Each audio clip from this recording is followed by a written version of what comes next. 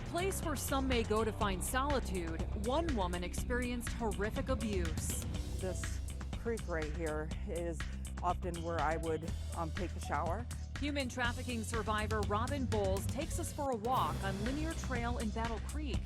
The snow-covered path now hides the spot she says her abductor would trade her for money at the age of 14. Oftentimes this trail right here, we would sleep on it.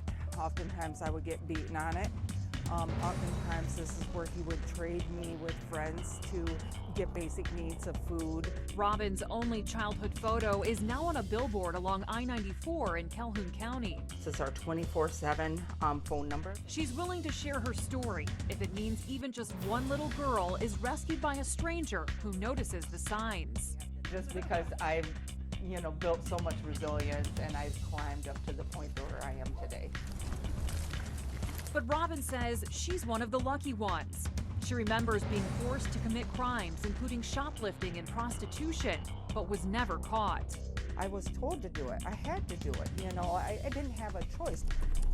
But for the human trafficking survivors who do have a criminal record, that's where Nate Napper and the Joseph Project come in.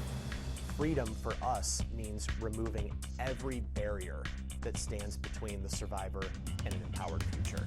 The Michigan-based nonprofit has helped nearly 600 survivors with what Napper calls a legal first responders network that expands to 32 states in the District of Columbia.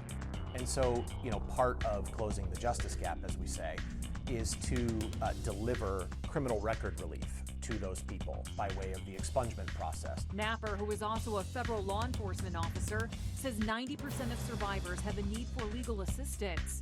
He says many struggle to find employment, education, and housing because of their criminal record. The last figure set that I saw, I believe, was from 2023.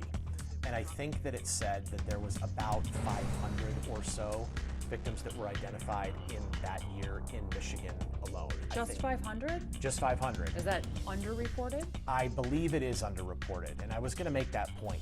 I think that represents only a snapshot of the problem. Robin and other survivors testified in Lansing last November for 3 Senate bills designed to support law enforcement officers and attorneys as they make their case against traffickers. There is no reason why you could not establish a national legal network, pro bono network. That's the end goal of the Joseph Project. The question is, will you keep faith and will you persevere long enough to see God bring good out of the dark things that you've been through? Who is that?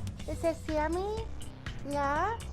Sammy? Even with Robin's darkest days now behind her, she says every moment she chooses recovery, and her faith and family are her foundation. I'm Andy Dominiani. Thanks for watching. If you like this video, we've got much more to see. So take a second and subscribe to our channel.